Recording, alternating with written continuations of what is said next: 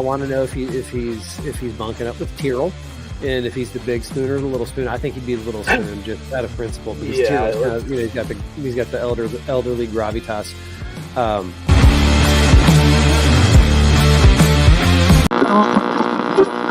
Yeah, and that's true. And using those key stats, they are the key things that we use to pick out armor.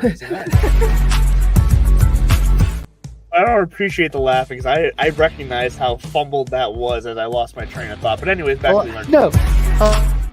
Wait, what was that? I like that you came back to start it off fresh. We're gonna do it live, damn it. 3, 2, 1.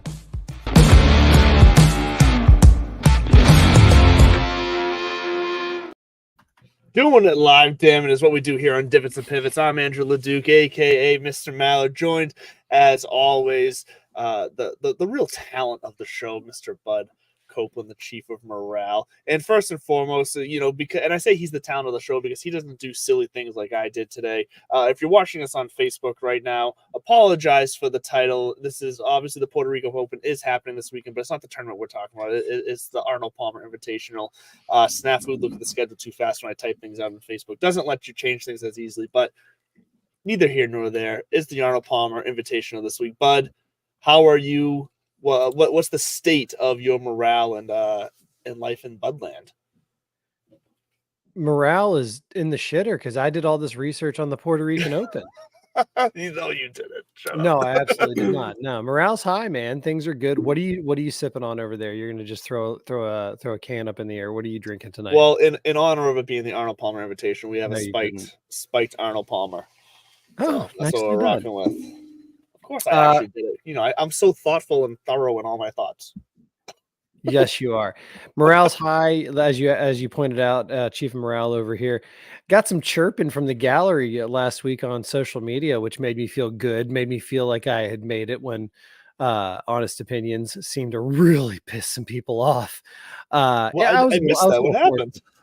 So I went to town on Taylor Gooch last week, yes. Rightfully so. His comments were idiotic because I think they were hyperbolic. And if you missed him, he was the guy who said, if Rory wins the Masters, there's going to be an asterisk next to it because, not all the best players in the world were there. And then taking 3 steps back, people actually did take a look and use rankings like Data Golf and stuff like that. And it's like, well, 46 of the top 50 in Data Golf are going to be there. So I think you're just pissed off that you're not going to be there. And Rory did his best to throw the guy a bone when he was asked about it. He's like, I think he maybe backed into the question. He was led there, yada, yada, yada. And that's very gracious of Rory. He still doesn't have to, you don't have to reach for that nuclear weapon on a simple question like that. I mean, you can gracefully say like obviously any of these majors where the live guys aren't all there, are gonna, be looked at a little bit differently, but whatever the case, it's a great achievement, and hopefully I make it there one day too.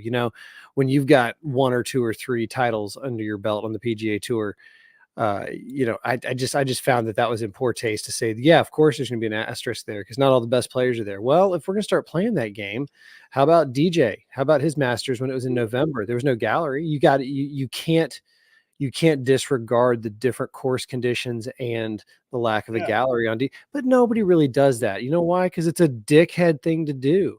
So I just thought that it was in poor taste. And people were coming after me. Really, what I liked about it was one guy, what have you won, sir? He called me sir, which I appreciated and respect. But one guy kind of pointed out that unless you're a +5 handicap, then your opinions mean crap. And nobody cares about ridiculous. That was like, well, I loved him. I engaged with them. Of course I did. Cause I'm a man of the people. But it was fascinating that people are, I literally said, shut up, grow up. It's idiotic because that's exactly how it sounds when you have the audacity to think that your absence is going to dictate legacy for one of the greatest golfers on the planet. What I liked was and this is kind of where I was going with all this, was my opening thoughts were, we're going to get more into it, but the official world golf rankings and how Liv just all of a sudden, I guess, got impatient. They're claiming, we did all this work and we're not being given a chance. And actually, if you look at the timetable of it all, the first application took about a year to 16 months to review. In that time, you made some changes and updates that were not part of that first, reviewal process. So go ahead and resubmit. And I don't know if I guess I think this is They, symptomatic of the whole PGA PIF deal just being done. they resubmitted back in like November, right? Yeah, Somewhere and around there, like October, November issues. Because I think October is when their initial application was denied, if I remember correctly. So they didn't even submit a yeah, second one. So yeah, they're trying to speed along the process here. To your point, so continue. Sorry. but the official World Golf Ranking folks are saying obviously there are players over at Live that we can all, as they pass the eye test and they belong in the rankings and maybe even higher than where they sit. The problem is, it's not just about those dozen or so guys. He in the way and what he puts in perspective, but he says we have a whole system that is open to thousands of golfers and dozens of tours. And just because you decided to set up your game in a different fashion, wildly different than anything that's being done over here, and then you're shocked that we can't automatically acquiesce to your, new setup. And it just, he's like, there's really no way to adequately measure that, given the lack of, relegation and opportunity. And again, those tiny little doors they opened up through Live Golf Promotions and the partnership they have with the International Series, which is tied to the Asian Tour, which does provide some sort of kind of backdoor or pathway. And it goes two ways. The Live guys could be going over there to earn points and get status the way that Joaquin Niemann did, and some of the other Joaquin and some of the other Joaquin. guys who decided to start playing in those tournaments. But at the end of the day, I think it's just they look like a bunch of babies, and I think Greg Norman is signaling that shit's falling apart. We have no more patience. I think it's very short-sighted because we'll get into it later. But that's my opening thought. It Yeah. was Tiger Woods and the Bob Jones Award, but we'll talk about that later too. What are you thinking about? What's on your mind?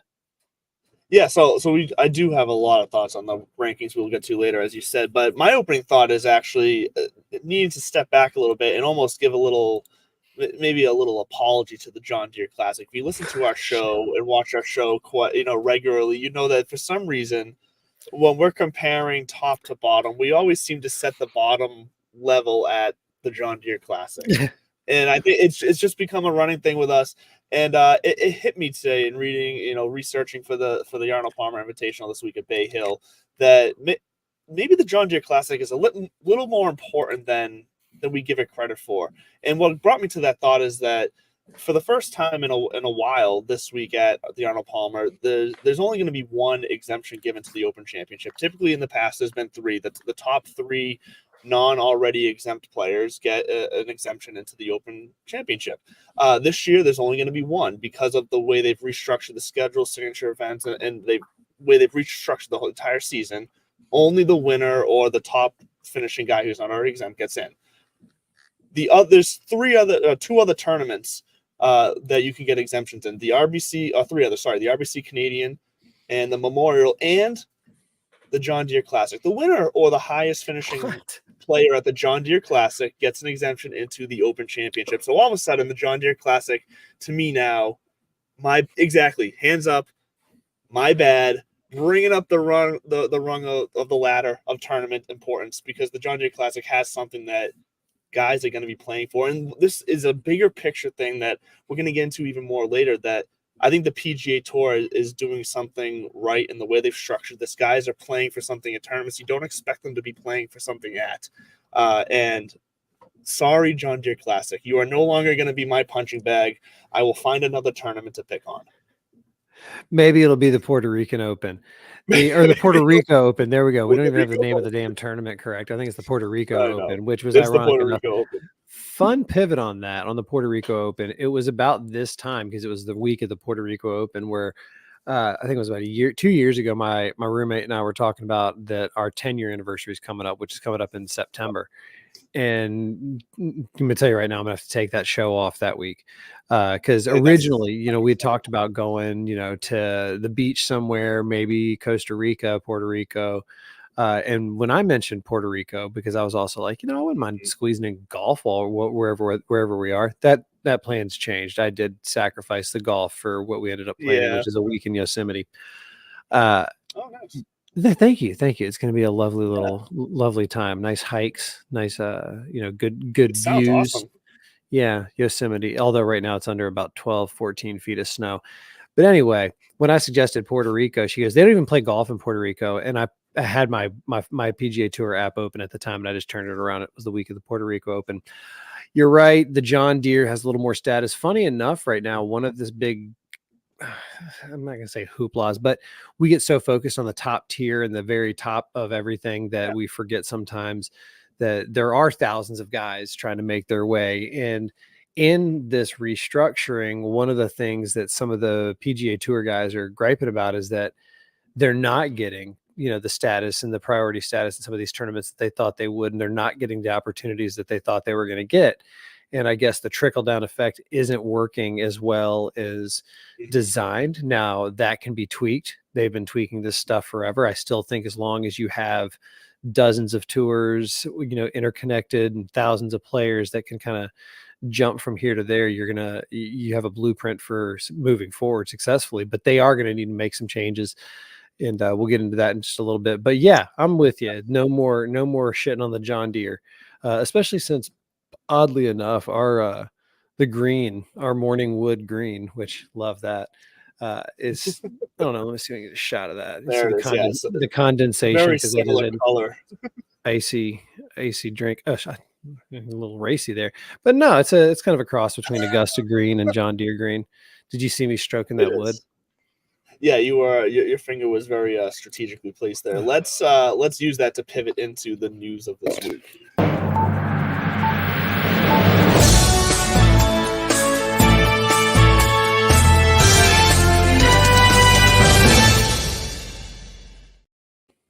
And I say let's use that to pivot into because you touched on it. You hit it on the head. Or at least you were rubbing around that area.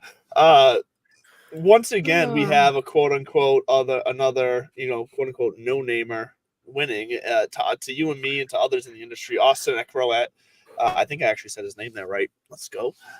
It's Is not. not It's not. necessarily a It's no not namer. X. It's not just Eckroat. And so, Eckroat is what I meant to say. Damn it! I think you're right with Eckroat.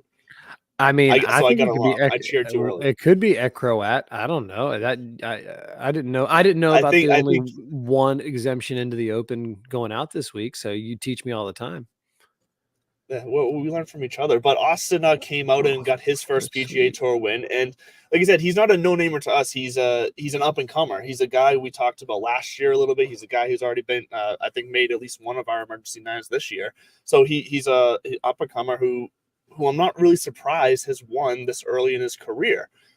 Shane Lowry was up there with him. Eric Van Rooyen had a solid final round that put him back up to the top, which I had counted him out after a Saturday kind of, I don't want to say collapse, but he didn't stay par with the other scoring that was happening on the course. I'm okay with this though.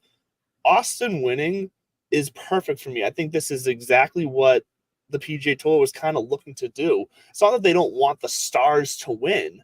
They're looking to kind of show the world that, okay, you can take our stars, Liv.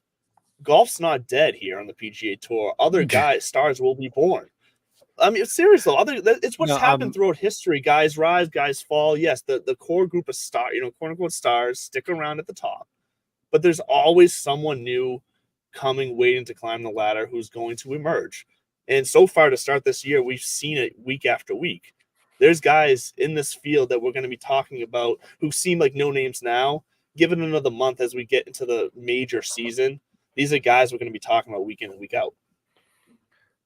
I've been saying this forever. The strength of the PGA Tour and what we just were talking about, and I've said it now 3 times: the dozens of tours and the thousands of guys who kind of really are all around the world trying to get one of these 125 spots. Really, the top 70 spots are the money spots on the PGA Tour. Now that kind of guaranteed good life, and so when Liv started sniping these players, I said it. Okay, next man up. We saw Ludwig Aubert all of a sudden come out a little bit faster and be in a place of prominence, and we need him in that place of prominence here on the PGA Tour. Thank God he chose the PGA Tour. Thank God it's not that serious, but it's a perfect example of I said it in our old opening. The line of demarcation between good and great or, you know, the grinders and these guys who get, you know, half a dozen wins throughout their career and kind of live that comfortable life for a little bit. It's pretty thin. And in a vacuum, when John Rahm pieces out, I'm not saying Austin Eckroat, I think we're going to go with Eckroat, is the next John Rahm, but he's also no slouch. He played on the 2021 Walker Cup team. I think that was the one that was down in Seminole. Was it? Hold on real quick. That 21 Walker Cup. Yeah, Seminole Golf Club that just had their big like Monday pro-am. We'll talk about that in a minute. But Austin Eckroat was on that. He's got a handful of amateur wins and junior wins. So it's kind of like he's, you know, 2 or 3 amateur wins away from being Nick Dunlap instead of Austin Eckroat or Eckroat. And so I think it's a big deal. And I also think it proves the point. It's not that this guy's a slouch. And because Ian Poulter and Louis Oosthuizen and, you know, Goocher weren't in the field, that's why that this guy won. I mean, who's to say even if they were all in the field, he wouldn't win? By the way, John Rahm looks like he is having a horrible time over on Live. And I mean, like, just not having fun. He looks like a hostage in some of these interviews he's doing. Like when he did that interview with Marty, he looks sad as shit to be watching all these events go on, and he's not a part of them. I think the Masters is going to be cool. Yeah, I mean, and shout out to Joaquin Niemann. And by the way, real quick earlier, good callback, because when Rory was talking about try to gracefully not just say that Gooch is a Gooch and we need to move on, and he kind of, you know, helped him out a little bit. He also said, thanks.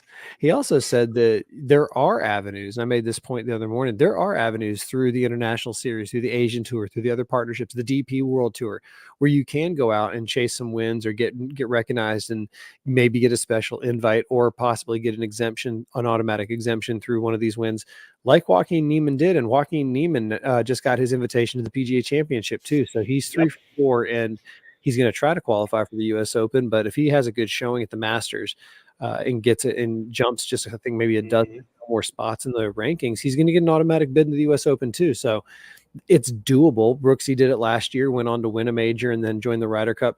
And if you look at proportionality, it's not supposed to be 3 or 4 live guys on the Ryder Cup, because, you know, law of large numbers, you got way bigger of a pool over on this tour than you do in that tour. So you have to kind of be extra special if you're going to be over there and in really good current form, maybe having won a major or just a bunch of top tens. But on the international stage too, it's interesting.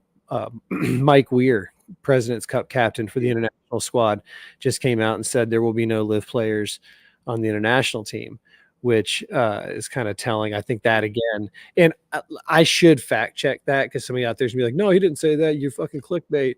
Because just one more, I'm not gonna say symptom, but kind of like I said, this whole agreement's falling apart because the President's Cup is by the PGA Tour and its partners, and it's sure as shit not going to allow, you know, the stars of a competitor to come over there. I don't care how good they are.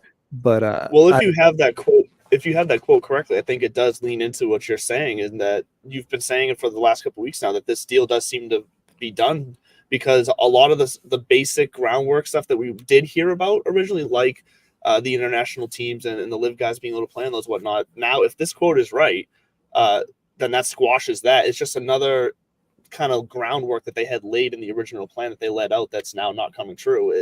I think you're spot on. Well, and I think that we can drop the if.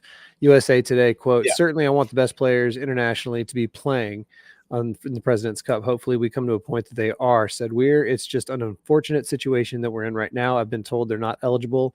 They're not going to be eligible, but hopefully going forward, maybe in Chicago in 26, they are. It's a shame. I mean, we want the best players, yada, yada, yada, ad nauseum, ad infinitum. But you make your bed, you sleep in it. And this is, you know, goes back to they took the bag. And Cam Smith was upset after not being able to defend the players. You know, Rahm's been upset not having to be able to defend. And if they truly are trying to do something and build something, then you almost have to, like I said, expect it to take some time. When you left the tour, this is my favorite analogy to use, and then we can move on. I got a pretty good pivot for you, son. When they left the PGA Tour, they thought that just because they had been in the spotlight, that they were the shine, they were the reason. And they went over here, and the spotlight just was like, all right, cool. We got some space right here in the middle. Who's gonna fill it? have fun over there. So they're still building their spotlight. This Anthony Kim thing drew some eyeballs, and we'll circle back to that in just a minute. But talking about growing the game, the PGA Tour has signed this, and this actually does go into our news category. Don't worry, boss. I'm not straying too far. The PGA Tour has signed this strategic partnership group, which I just saw the other day. They're trying to milk this and squeeze this all they can. You see social media posts like, "Hey, Drake and LeBron are strategic investors in professional golf," which it's true. They're part of that Fenway Group. Fenway Group's the big one that's got the ownership stake. So they're not going to be at the table talking about it, but they're technically involved, so they're going to use it. Everything in their arsenal is what they're going to use. So they've got this equity model, and they've got a shit ton of cash, and now we've got this Myrtle Beach Monday qualifier. And if you're new to the game, or you're new to the social media golf world, for the first time, the Monday or the Myrtle Beach Classic is being played. I'm pretty sure the chief sponsor is like the Monday or the Myrtle Beach Tourism Board or whatever. It's being played opposite the Wells Fargo. So much like the Puerto Rican Open is opposite the API this week, this is going to be kind of a tier 1A type tournament for the PGA Tour, but there'll still be 300 FedEx Cup points, World Golf Ranking points, more than Live anyways. And but because it is an open, or it is not an invitational, there's a Monday qualifier attached to it. Well, the folks at the PGA Tour decided there's a lot of eyeballs on YouTube golf. And YouTube golf, I think, is just this umbrella term we're using for social media golf, because some of these guys might not necessarily be huge on YouTube, but they've got massive Twitter followings or whatever. So really what we're talking about is streaming golf. They invited 16, and half of them are really like true blue, like Fat Perez YouTubers. And then the other half are just kind of former pros or college stars who aren't trying to be YouTube stars like the good guys or anything like that. They really are trying to make their way, but they're engaging. I would call them the future PIP crowd, but the PIP thing might go away now with equity. So anyway, the PGA Tour set up this Monday qualifier invite to these 16 YouTubers to come out and play. It was yesterday. They've all signed NDAs, so don't even look for it, because the results are the results are sworn to secrecy until like April 23rd or something like that. When the Myrtle Beach Tourism YouTube channel is going to do a 90-minute kind of special revealing the results. And at that point, all these guys can take all the content they created and use it moving forward. But one of these YouTubers is going to get a sponsor's exemption or a Monday qualifying spot into the, Myrtle Beach Classic. I think this is kind of the counter punch to what we're seeing with this Live thing. First of all, the President's Cup announcement, that is definitely kind of one of those, all right, and take your little victory lap with getting these guys back into the Ryder Cup. We're shutting this door, and we're just letting you know that that's happening. I think that would have been a bargaining chip or a point of contention with a PGA Tour PIF or PGA Tour Enterprises PIF investment situation. That's another reason why I think it's fallen apart. But the YouTube side of things, I think this is kind of the PGA Tour's way of saying we're willing to try new shit. Well, we'll tap into some new audiences. This is kind of that, you can see a pathway of how this would grow the game. So what do you think about this Monday qualifier? Or I think they're just calling it the Myrtle Beach Q or whatever they're calling this little event. They're just calling it the Q from what I can tell, actually. Yeah, so the Q. So you nailed it there. I love it. I've been saying for a little while now, not that I'm the only one, I'm not taking credit, but that YouTube golf is it's a thing. It's here to stay, and it's here to help kind of be the last thing that's pushing golf forward. Real fast on the growing the game golf, and just to quickly go back to Poulter's comments about the global tour and how we don't need a global tour because Live's already a global tour. Blah blah blah. I don't care. What he's doing here is that he's completely ignoring the fact that the idea of a global tour would restructure golf in the entire world across all the tours. It gets them what they want, back in the rankings, back in the mix to play basically whatever they want to play, as long as they play enough tournaments. And he's shooting it down because now they just want it all. They're being greedy. They want it all on Live the way they want to do it. And they're missing the fact that guys like Rory, who showed some support for the idea of a global tour and that whole structure, and they're not saying, oh, yes, gung-ho, we'll go forward with this, but they're showing like this optimism and this support that we're willing to think about this, talk about this, and being open-minded about it. he's refusing to view that as the olive branch that it is. Because we've already seen how Rory leading the charge. A lot of these PGA guys, not all of them, but a lot of them have kind of settled down with it, said they'd like to find a way to get this all figured out. They obviously they're all friends with these guys. They all have worked together, played next to each other for years. This is an olive branch that they're just all trying to play golf together again. They're trying to get it because they recognize that there's some really good golfers over there, like Joaquin Niemann, who's crushing it right now, who I don't care, live or whatever tournament he would play right now, he's doing good. He has a chance to win it. That's how good he's playing. Ian Poulter's blinded by just the mayhem that Liv has put him into. And it's sad and it sucks. YouTube golf is the brighter side of growing the game right now. I personally I'm on the edge of my seat wondering what these results are going to be. I'm a big Bob Does Sports fan, so I am cheering for Fat Perez just because I love the Fat Perez story. Yeah. I think it's awesome. Do I think he has, the game to win? I do.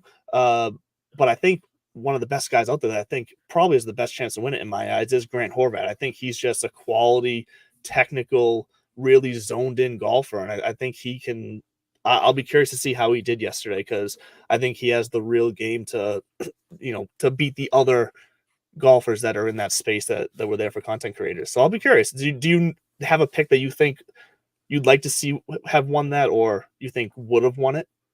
Or are you familiar with the group of guys that are in it? For the most part, yeah, and I don't have a dog in the fight, and so I think for me, just because the best overall story I think is if Dan Rappaport from Barstool and Sure. Foreplay was able to play well enough to get that spot, because he's been covering the PGA Tour for so long that the mileage he'd be able to get out of this, not just for the Foreplay, but I mean for his own personal kind of career. I think it'd be a fascinating story. It'd be a fun story.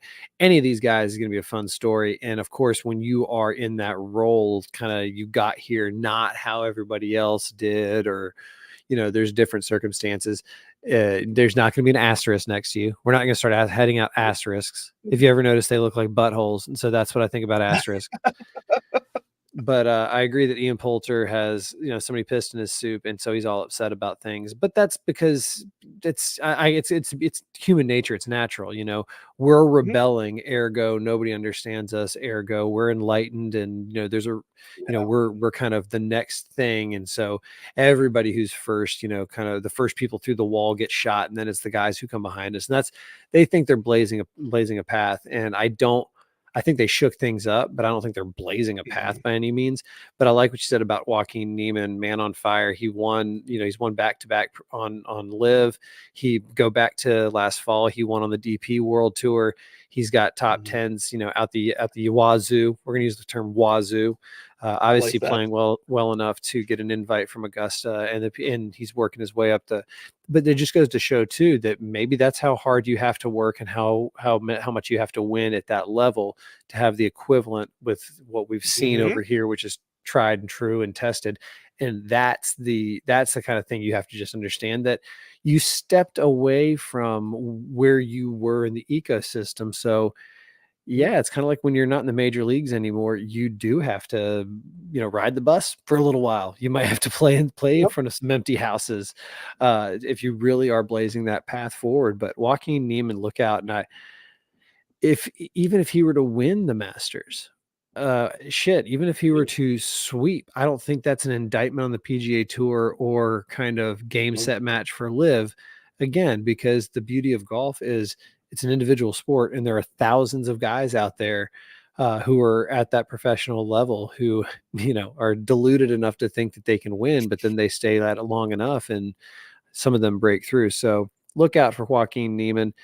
I don't think Boss Man did him any favors. And by Boss Man, I mean Greg Norman, by turning his back on the official World Golf Rankings. We teased it a little bit earlier. But what do you think about the Shark just taking his ball and swimming home? Yeah, it's just a child. Like we alluded to earlier, he's trying to rush the process now. You hit the timeline on the head. The first application took a year plus to review. They just submitted back in November-ish. I don't know the exact date, but they just submitted back in November-ish. Again, it's only now the beginning of March. Like, it takes time, and I'll give them this: they did turn around, like you said, and they made some changes to live to what, like the relegation factor, the promotional, exemption into each week, the four guys. Like, they made some changes, but as I think the chairman of the official World Golf Rankings Committee stated perfectly in the letter, in the article that was on ESPN today, I think they handled it perfectly. That the level of competition is not, when they say the level of competition isn't the same as the PGA, they're not talking about the play and the players and the quality of players. They're strictly just talking about the setup of the contest itself, the number of holes, the size of the field. Like, it's hard to equate that. And if they weren't being pushed and rushed, they could probably develop some sort of algorithm to really factor that type of stuff into where they can figure out an amount of points they can get. But the bottom line is that until they do that, which I don't think the door is closed on them figuring that out, but until they do that, more guys have to just accept that they got to do what Joaquin's doing. Going out, yes, he plays the live events, but then taking advantage of the other tours they can play on and still getting those points. Yeah, you have to play some more tournaments than you would have if you were on the PGA Tour, because of the way the ranking points are distributed. But he's out there doing it. Why can't the rest of these guys just get out there and stop, trying to take the easy way out and just play their 8 events a year and still get the same recognition they always got? So more guys like Joaquin are needed. He just wants to play golf. He just wants to win, and he's going to show them that. I think the chairman of the official World Golf Ranking Board, his statement pretty much put the cherry on it. And then we can hear from Underdog before we tidy up our live chat with A. Kim's return. But, quote, the important point is this is not about the players. Live players are self-evidently good enough to be ranked. There's no doubt about that. This is about, should a tour whose formats are so different and whose qualification criteria are so different, can they be ranked equitably with the other tours who conform to the official World Golf Ranking norm and have more competition to them than perhaps the closed shop that is live? Seems like just such a respectful way to be like, we're not saying you're not good. You're just so wildly different that you don't fit into this system. And it probably would take some time, and they don't want to do that. So boo-hoo, take your ball, go home. Yep, exactly. And you nailed on Anthony Kim, because we did get that return this week, which was not unpredictable. You said he was either going to do really good or go out there and shoot a 78. He went out there and shot a 76. And he had some good old shanks along the way. But the biggest takeaway I took away from Anthony Kim, I'll be curious what yours was, is that the man just served up a heaping helping of humble pie. I loved the way he carried himself. He wasn't out there trying to do too much. Of course, guys, reporters, men and women, came up to him asking him questions about where he was. Tell us what's been happening with you. And he just simply answered, I have a story to tell. Today's not that day to tell that story. Right now, I'm just focused on golf and getting back into it. And I thought that was the perfect way to handle it.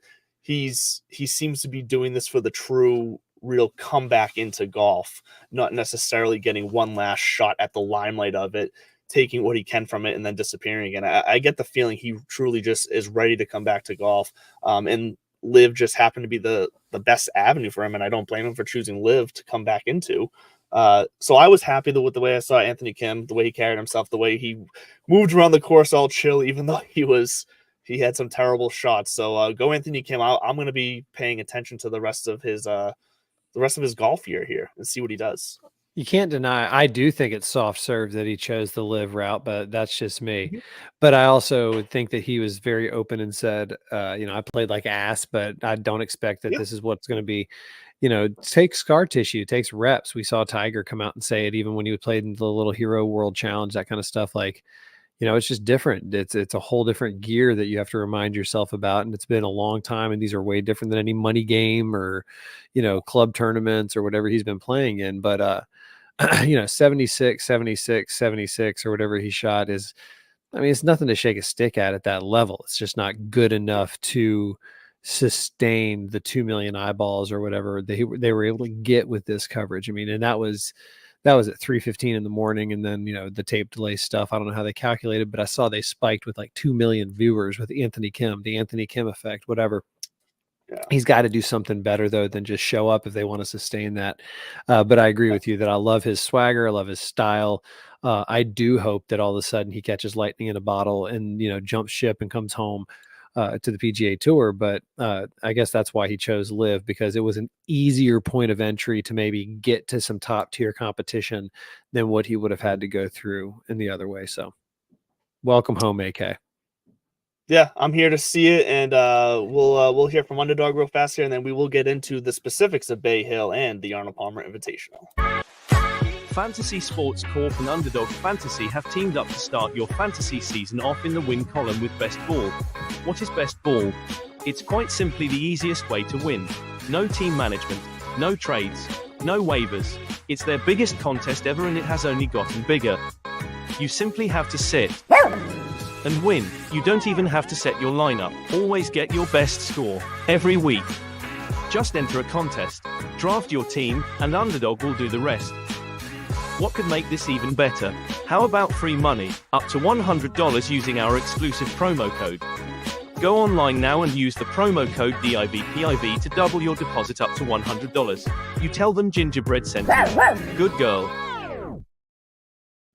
So to Bay Hill we go for Arnie's tournament here. I saw our post earlier. It was a shocker that he's been gone since 2016. It doesn't feel like that long, so it's crazy. But this is the 8th year now without him at this tournament. So Bay Hill always notoriously one of the more challenging, top 10 most challenging courses on tour. So we finally, after a few weeks of a couple softball, really low scoring courses, we get to see a challenge here where the winner is most likely going to be in the 7 under to 4 under range.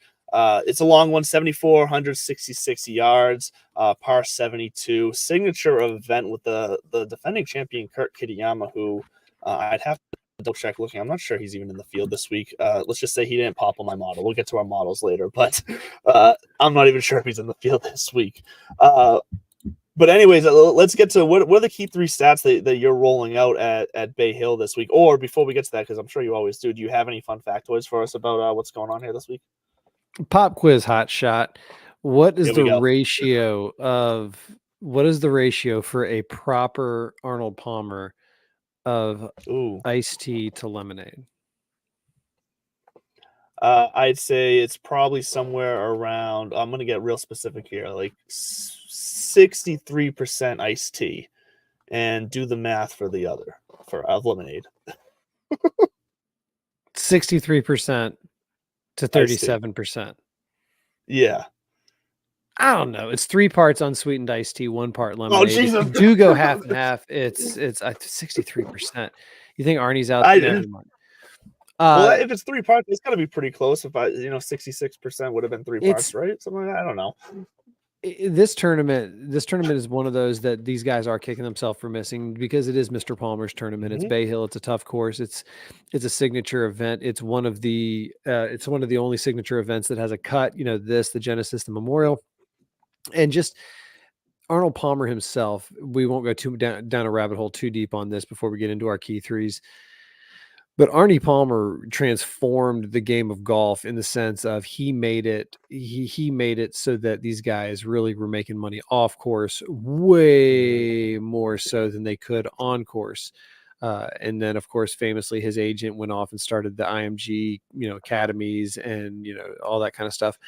But Arnold Palmer, that was one of his kind of first, stamps of approval. And then Arnie's Army, he was one of those original celebrity golfers out there. Jack Nicklaus was obviously better, and he came on a little bit later. Arnie's slightly older than Jack now, but not by much. But famously, they had the battles over the years, and obviously Jack Nicklaus is Jack Nicklaus. But Arnold Palmer settled into this kind of, his nickname was the King. You had the Golden Bear, and then he was the King because that was just it. And there's Arnie's Army and the King, and he was golf for the longest time. And it was funny because Phil Mickelson, people said Phil was on that trajectory of filling that space, and that kind of the man of the people and gravitas and all that kind of stuff. And I do think that he flushed a lot of that when he went to Live and the way all that went down. But the Arnold Palmer in the place that he holds in golf history is why this event is so special. Why these guys are going to be wearing special outfits, with the umbrella and the color scheme to mimic it. You're going to see a lot of fans who never, again, guys who never really got to see Arnie play, but they're going to be out there wearing his stuff. And so it's a fun week. The course itself is kind of a little bit of a monster. It's 7,400 yards. And I think it kicks off, we got this, then we got the Players Championship, and or Yes. just the Players, and then you blink and we're at Augusta. Well, we go out to Texas for a couple weeks, but this is really when the PGA Tour schedule kind of gets into high gear. Coming back over here to the East Coast, it peaked at the Genesis and Riviera, and I think this is kind of where it picks up. Not that PGA National is any kind of slouch, but my key three bouncing around Bay Hill are ball striking and putting. Those are my kind of automatic two. And then strokes gained par 5, because the par 5s around here are traditionally the easiest holes. So honestly, I want to see who's maximizing the biggest opportunity. And then to kind of balance that out, I'm doing proximity from 200 plus, because between the par 5s and a lot of these par 4s and most of the par 3s, you're going to be hitting 200-yard plus approach shots. And then around the green, strokes gained around the green, because 200 plus is not exactly like throwing darts. It's more like throwing lawn darts. And so you're going to miss a little bit more. I don't even know that's a good analogy, but I was just using a micro to macro That thing. makes sense in my head. Appreciate Makes that. sense. Around the green, if you miss it, so cleaning it up. Par 5s, take advantage of the opportunities when they present themselves. And then as always, putting, ball striking, and then proximity 200 plus. Yeah, I like those. We it's funny, we had a very similar kind of mindset in the way we approached this week, but we just used some slightly different stats. But same thing, strokes gained approach. Well, I used approach instead of ball striking this week. I did go back to my tried and true strokes gained approach after you beat me this week in our little contest. So strokes gained approach, strokes gained putting as always.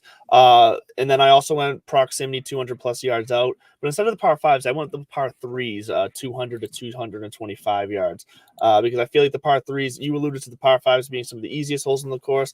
I think the par 3s are challenging at Bay Hill, so I want to see who's going to be able to take advantage of a tough situation. And then for me, you went around the green. I widened that out a little bit, and I went those who are good at scrambling, because that's another one that I think you gotta be good at getting yourself out of trouble at this course, because like we said, this winning score is not going to be completely out of reach here. The cut line, this was a cut line that could easily be +2, +3, depending on how the week goes weather-wise, or just the way guys are feeling it. So you got to be able to keep yourself in the mix and stay in the field. So scrambling is very important this week for me. So par 3s 200 to 225, proximity 200 plus, scrambling, and then the tried and true strokes gained approach, strokes gained putting for myself. And all of that brings us into our emergency 9.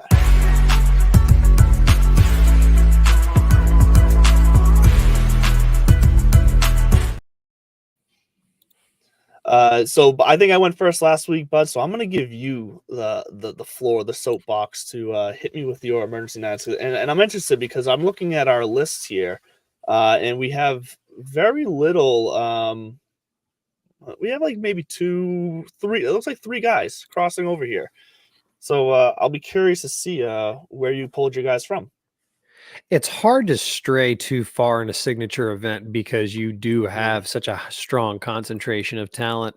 I know the official world golf rankings don't mean anything anymore, but something like 46 or 44, somewhere in the 40s of the top 50 in the world are here at this tournament. And so it is a lot of big names. It's hard to kind of splice hairs. So I did rely on my rankings for the most part. The lowest ranked guy is 16.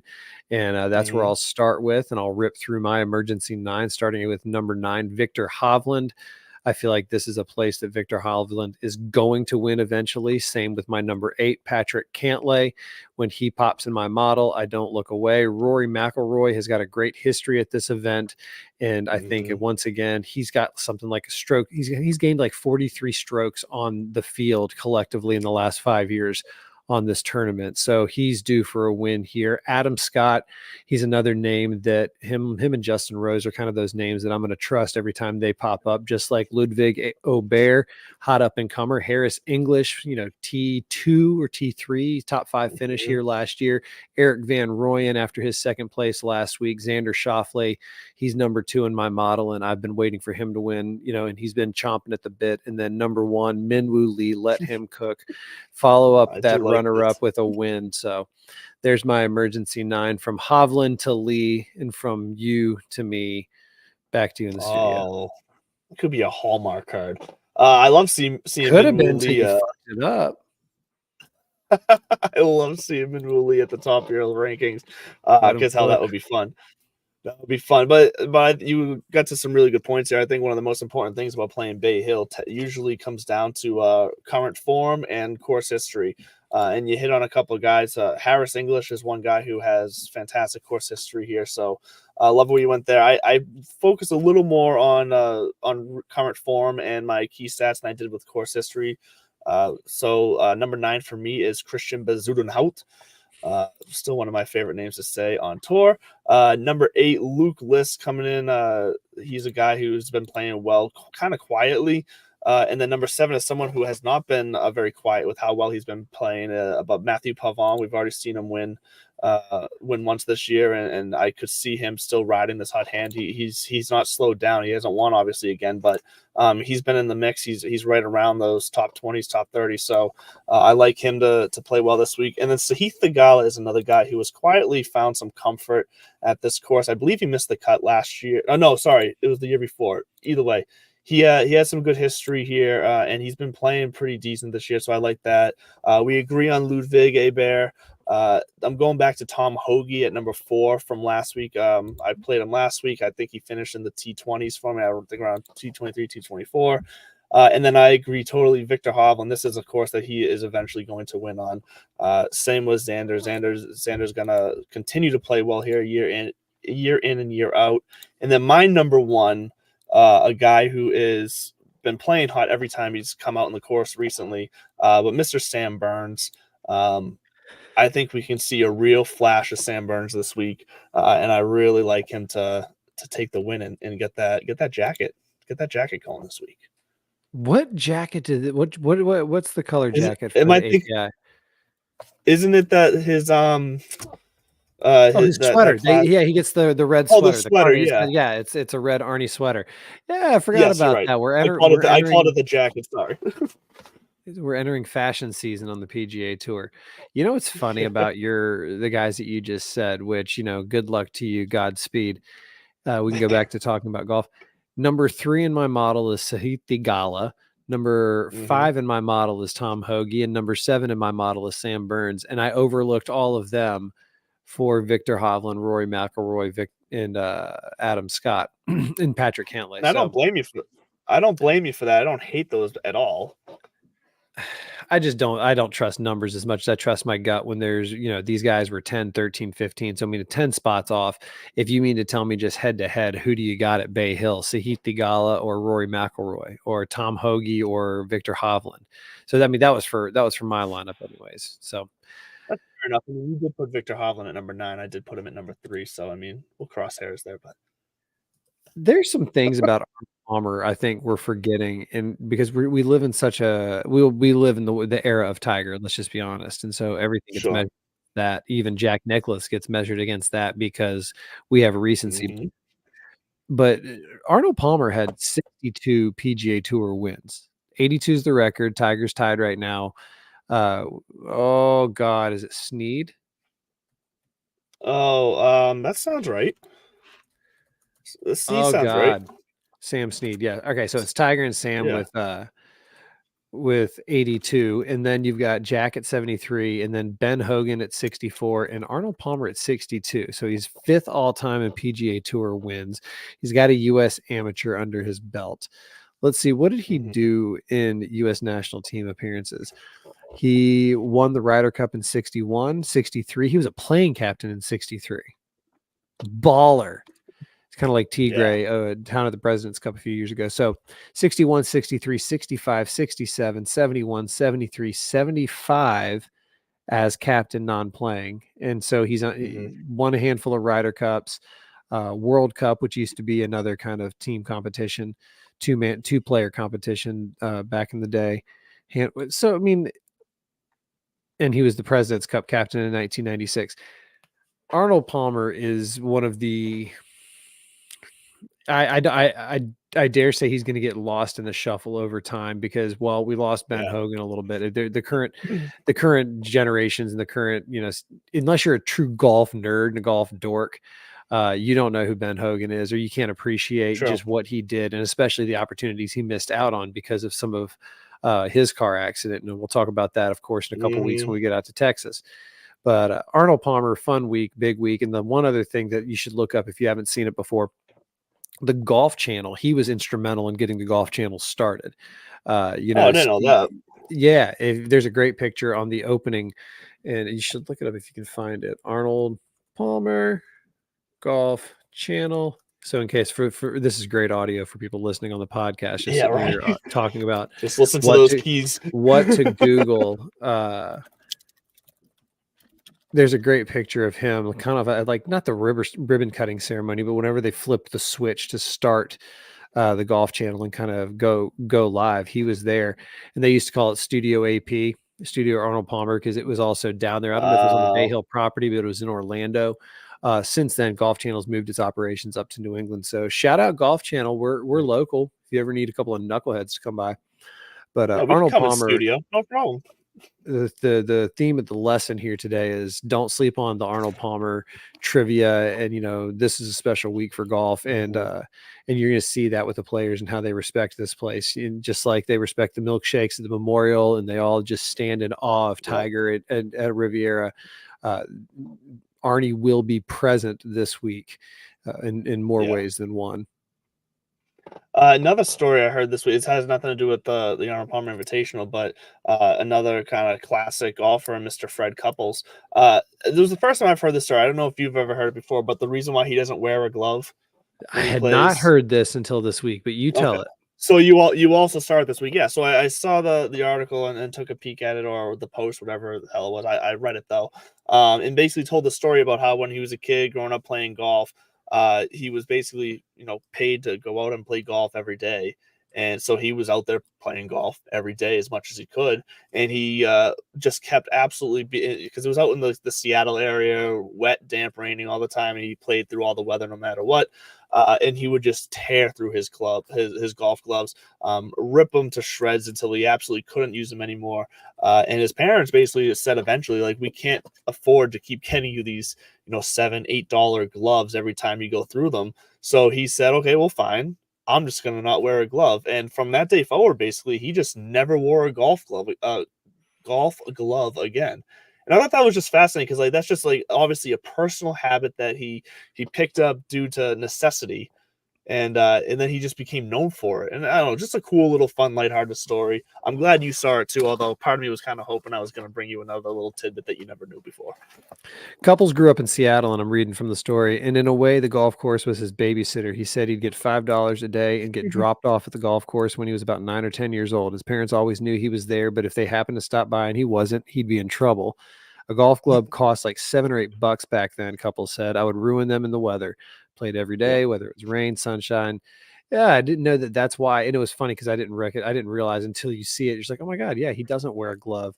Exactly. I never really noticed before either.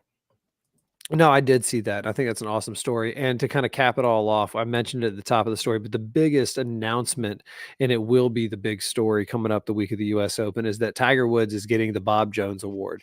For the uninitiated, this is from the USGA website. Presented annually since 1955, the Bob Jones Award recognizes an individual who demonstrates the spirit, personal character, and respect for the game exhibited by Jones, winner of 9 USGA championships. It is the highest honor bestowed by the USGA.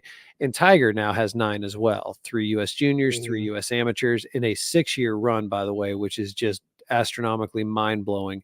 And then famously 3 U.S. Opens and 3 great U.S. Opens. His classic ass whooping at Pebble Beach that set the mark, 15-stroke victory.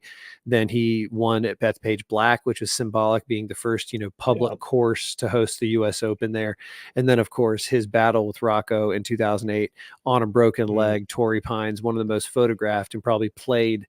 The USGA said that clip of him making the putt on the 72nd hole to force the playoff is one of their most watched clips in history. So I'll be down at Pinehurst. I don't know where I'll be that Wednesday when this thing's going on, but maybe I can crash the ceremony and Mr. Woods, Mr. Woods, Bud Copeland, Divots and Pivots, TSPN. How does it feel, sir, to finally get the respect that you've been overlooked for all this time? I think it's I think it's one of the cooler moments in golf, and it was a long time coming, and his story's not even over. I mean, it's not like outside the realm of the possibility. It's slim chance that he wins another US Open given the conditions and everything like that. Yeah. But if I told you that he, caught lightning in a bottle for a week and went out there and won a US Open, you wouldn't be shocked. You wouldn't be like surprised. It'd be like, oh, fuck, there's Tiger, doing Tiger type things. But then again, you also have to factor in he's got a lot of years left if he chooses to play these senior events.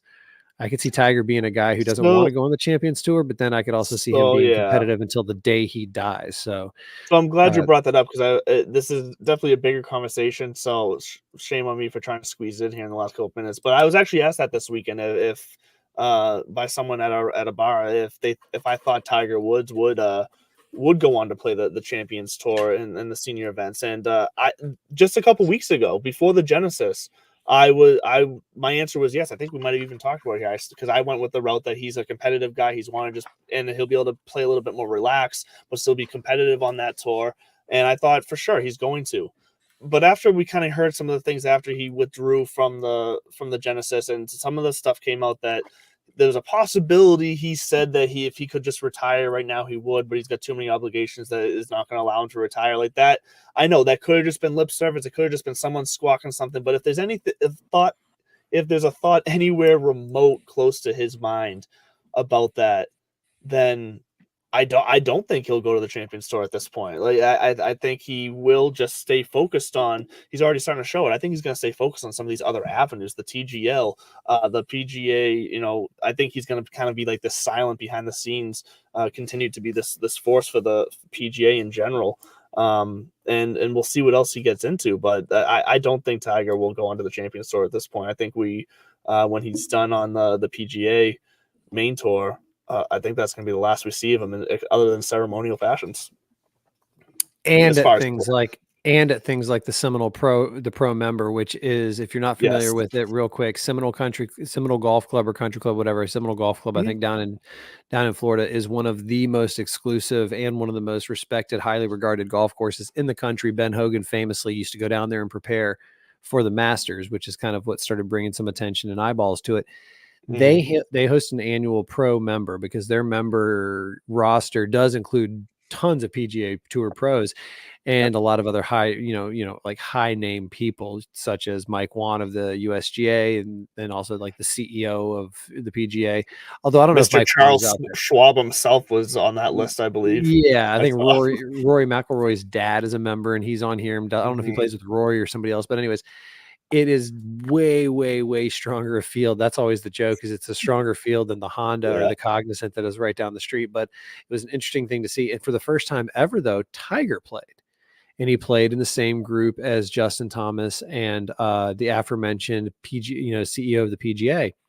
And I think that you are right that he's gonna continue down this path of, first of all, that seat on the board is going to be his, or the player advisory council. Like, he's a player director until he decides to not be. It's not like he's not holding a seat. They created a seat and it's his until he wants to let it go. The second thing is, this is kind of a signal that he sees these opportunities. Maybe this is a chance to go hone his game, because the scuttlebutt was he was throwing fucking darts. And maybe, he's thinking to himself, it was good enough for Mr. Hogan. I'm going to give it a shot because Augusta's right around the corner. But I don't think he's done. I do think that he'll play in some of the senior majors if he can. And to do that faithfully, I do think that he's going to play on the Champions Tour. I don't expect him to, I think he plays the bare minimum. And then he's got so many other ceremonial starts that it's fucking Tiger. It's not like you're going to say no. Well, yeah, that's fair, and I'd love to see him on the Champions Tour. So I guess we'll see. I'm obviously just speculating, and that's all based off of a rumor, if that's rumors even true. So we'll see. No more rumors here tonight, though, because it is the end of our show. Brings us to the end of Tuesday night here on Divots and Pivots. But we are here every Tuesday night, 8 o'clock here on TSPN. And yes, you can catch the Morning Woods segment every Saturday and Sunday morning for every tournament. And you can catch Bud's every single morning, faithfully and consistent, his morning segment over on his socials at This Buds For You. Instagram, he's absolutely blowing it up. So go over there, check him out every morning. Real good stuff, mostly about the tournaments and other fun stuff going on in the world. So check that out. I'm Andrew. This is Bud. The plan is landing. Stay classy, my friends.